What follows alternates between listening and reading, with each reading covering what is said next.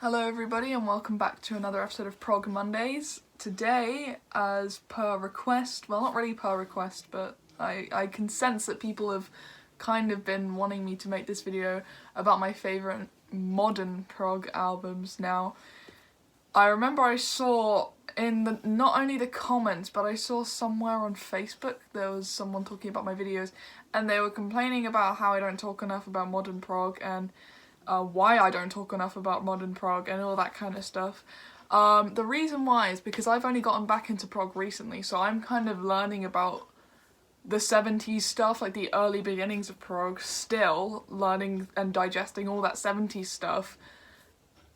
Yes, I know I need to listen to more modern prog because that is my era, that is the era I'm currently growing up in, but you know, when it came to, especially when I was getting into metal as well, I kind of started at the beginning. I started with Black Sabbath, then I got into things like Judas Priest and Metallica and Iron Maiden and all that kind of stuff. You know, I'm still getting into it and I'm still learning. So that is why maybe your favourite band or maybe your favourite modern prog album isn't in this list, is because I'm still learning. And even though I was listening to more modern stuff before I got into the 70s stuff, yeah, it wasn't too much and you're probably all going to be familiar with these albums. I've had so many requests from all of you guys of albums and bands to check out and I appreciate all of them, but I am still getting through all of them. So if you don't see something that you maybe wish was in here, then that is why, is I'm still listening to all of the requests that I have been getting, and I have been getting a lot and I have been getting through them. Every chance that I get I listen to a new album because that's how you get into music, you just listen to albums. Now, enough of me rambling, let's get into this video. There are a few here that are two of the same band because I just have to like shove them in.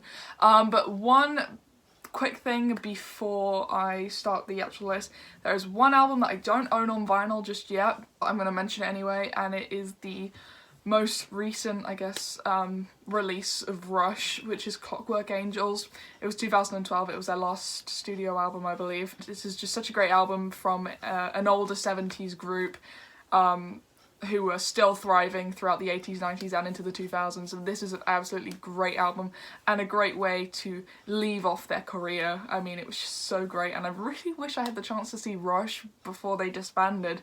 But obviously I wasn't into Rush at the time, so it was kind of sad in a way, but hopefully with this whole news of Geddy Lee and Alex Lifeson getting together and making music, hopefully maybe I'll get the chance to see those two, even if it's not with the great Neil Peart. But anyway, all things aside, that is a great album. I really recommend it if you haven't checked it out yet. Funnily enough, when it came to Rush for me, I listened to, you know, I think everything from the first album up until Signals. I've listened to all of that stuff. And then I just kind of skipped a few decades and listened to Clockwork Angels because I heard a track on it called The Garden, and it was one of the most beautiful things I've ever heard, so I just decided to listen to the whole thing, and I was very impressed by it, and I still haven't got it yet on vinyl, which is a bit of a shock, but I'm getting around to it, and hopefully I will get it soon, because I really would like it.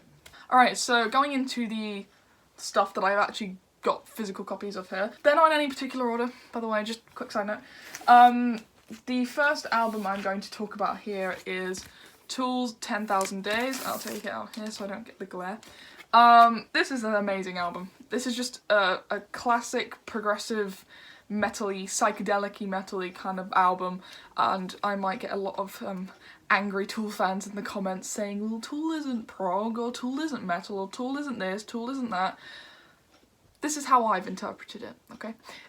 It's got a lot of great prog influences in it, especially in this particular album, because this is the album that came just before Fear Inoculum, as you guys know.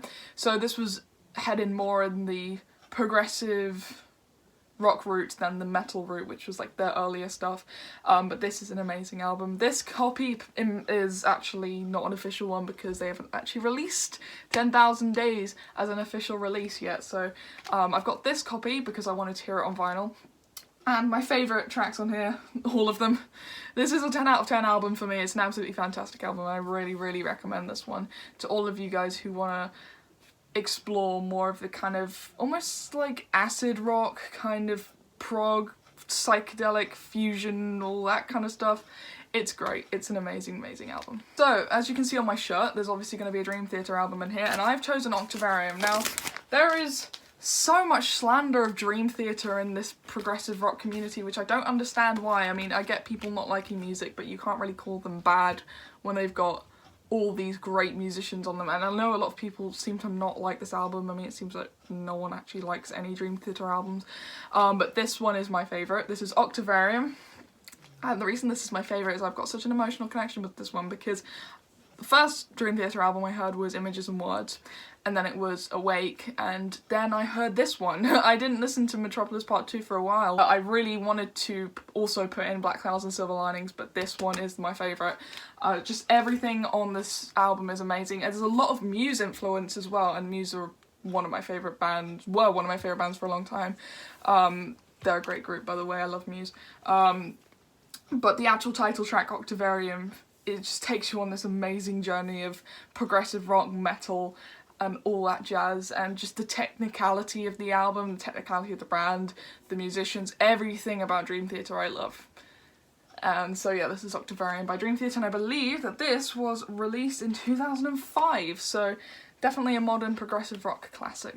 Alright, so next up, I'm not sure if I can consider this progressive rock, but I do consider it proggy and progressive, but this is the Claypool Lennon Delirium, and this is South of Reality. A lot of you guys have talked about this album in my comment sections, and yes, I've heard it. I've heard it quite a few times. I just know we never got it on vinyl for some reason. But this is a really, really great album. It's got some very great musicians. I think it's got Claypool in the title. I mean, Les Claypool, as a great musician as he is. This is a great album, very psychedelic, proggy, trippy, all that kind of stuff. It's such a cool vibe, and I think my favourite track on this album is the actual title track, South of Reality, although I do also like Amethyst Realm, which is the first track I ever heard of this group. I just forgot to mention that it's got one of John Lennon's sons on it, so yes, of course it was going to be somewhat legendary, but this is such a great album, and I really highly recommend it. I actually heard about this album through a radio station in the car. I think it was BBC Radio 6. They've always got some like kind of good stuff on there occasionally. That's how we found out about Ways Blood as well, but we actually found out about one of their songs on BBC 6, I think it was. I think they always have some kind of more underground, kind of lesser known stuff on there, but this was one of them, and I really liked it because I really liked the overall vibe of it. It was just really quite nice. Next up, of course, we have to have some Porcupine Tree / Steven Wilson in here. This is Fear of a Blank Planet by Porcupine Tree. This is another amazing album by some very great musicians, in particular Steven Wilson. I'm a massive fan of Steven Wilson's work, not just as a musician but also as a producer. He produces a lot of the remasters a lot of the older prog classics. I think he did there was a Record Store Day album of Benefit, I think it was, by Jethro Tull, that was remixed by Steven Wilson. I've also got the Yes remixes as well, and they sound absolutely amazing, but that's besides the point. We're talking about his music today, and this is Fear of a Blank Planet. This is a beautiful album, very well put together, and it's just prog metal at its finest, really. And my favourite tracks on here, I do like Sleep Together. The intro is just so cool. I really love it.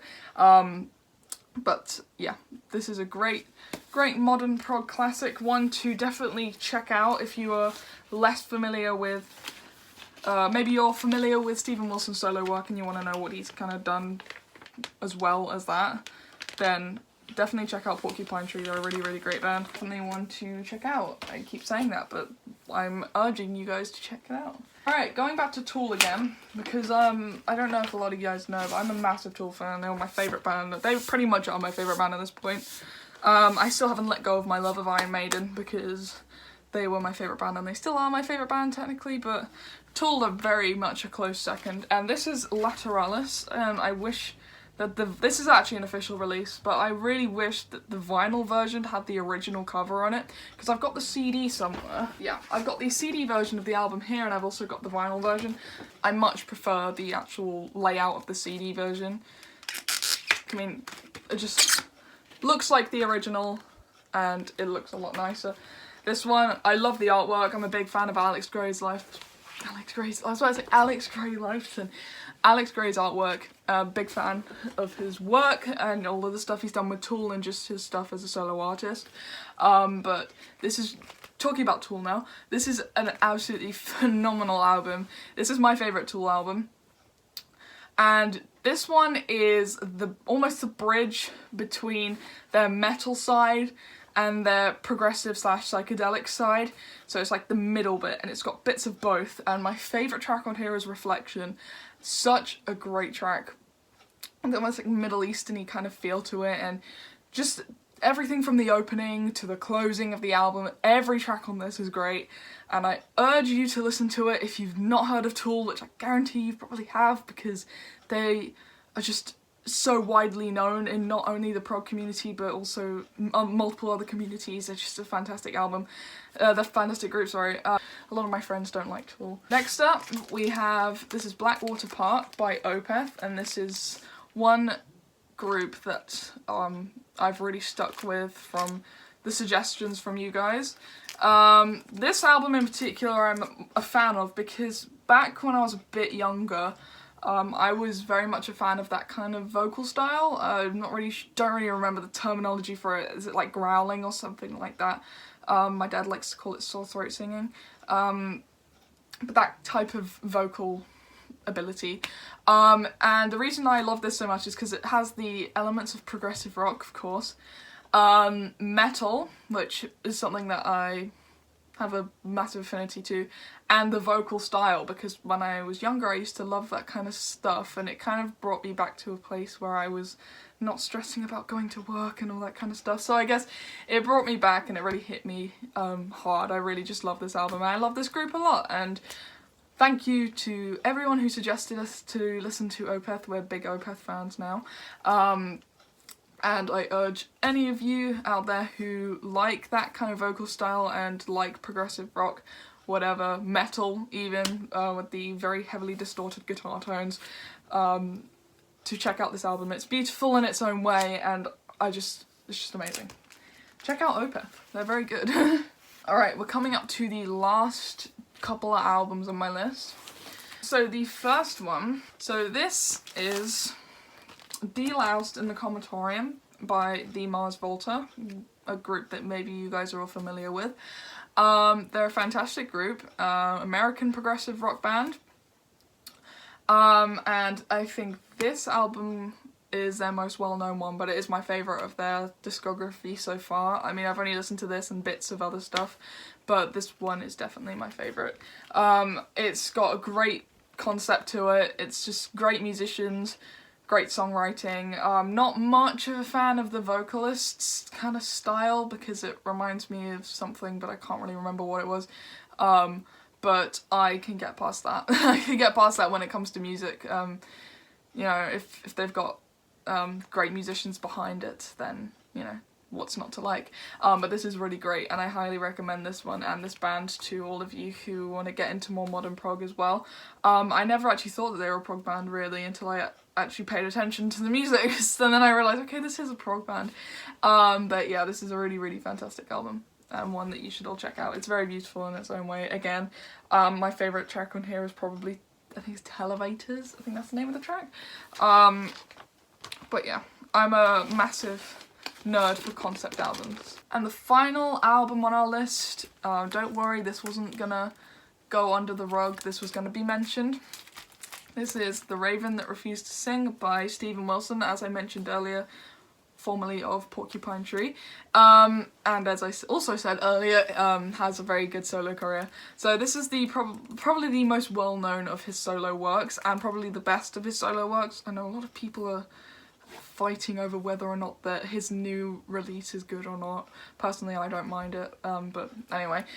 This album is really good. Very beautiful album, great songwriting, great musicianship, and what else is there to say? It's Steven Wilson, very, very, very talented person, and I think my favourite track on here is probably the actual title track, which closes the album. I also like Luminal, which actually opens the album. So I like the opening and closing of the album, and the sandwich bit in the middle is also very, very good. But this is absolutely amazing. It's great modern prog, and one to check out. If you like Porcupine Tree and are not familiar with Stephen Wilson's solo work, then that one is one to start off with. Alright, so that is the end of today's video. I hope you guys enjoyed. What are your favourite modern progressive rock albums? Let me know in the comments. If I've missed anything, I'm very sorry. I'm still getting into modern progressive rock, but these are the albums that I've listened to that I personally love, and remember that this is my list, so if you're angry that something's not in there, it's not my fault, I don't think. It's just that it's my taste and I've probably not heard it yet, but I'm always welcome to suggestions and things to listen to. But when it comes to modern progressive rock, I think that I'm more of a fan of the metal side of it, because I've just always been a metal fan, really, and I like the idea of putting prog with it. So yeah, Wednesday's video is going to be a review, and I'm not going to tell you what the review is because you can wait and you can look forward to it because it's an exciting one again this week. And yes, I am also working on getting Johan onto the channel, my boyfriend. We are planning to do a similar video to the one I did with my dad, I think last week, the Desert Island Discs, but he's going to pick 10 albums and talk about them. So that'll be an interesting concept. I think that you guys might enjoy that. And maybe I'll have Johan as a regular on the channel. But yeah, have a great week, everybody. I will see you on Wednesday. Bye-bye.